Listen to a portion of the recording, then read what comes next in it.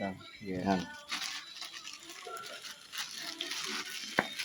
O, yan binubukas ko po to regarding sa ano ko nga, reklamo ko. Ang original na packaging nito, hindi ito. Kasi packaging na nung nung warehouse ng Shopee. Ito yung original packaging nung nireturn ko. Ito, yan. Hindi ko binukas yan. Ganyan ang itsura ng original packaging. O, sila na yung nagbukas niya, sila nag-open. In-open nila. Ayan. Kahit na ito, hindi ko tinanggal na yan. Ganyan ang sila nag-open na. Oh.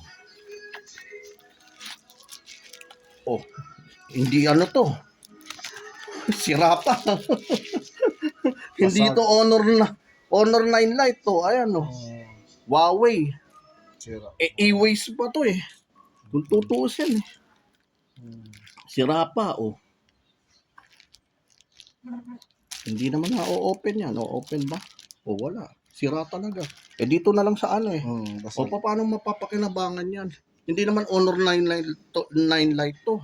Yung binili ko. Tapos binili sa akin, ganito yung So, hopefully, mabigyan ako ng justice nito. Kasi, hindi naman Honor 9 Lite to Sila na nga naka-found out Tapos ito yung ginawa sa akin. Ito, inano ko tong na to, kasama ko yung rider na nagbalik nito.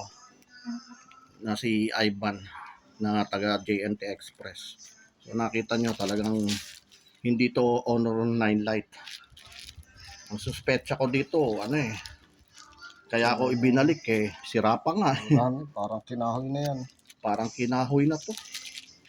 Hindi naman na-open Sira na. At least may proof kami ito. Maiano ko sa sa customer service, maireklamo ko to. Okay, thank you. Evan. Okay po, thank you. Nakasave na yan. Okay. Continue.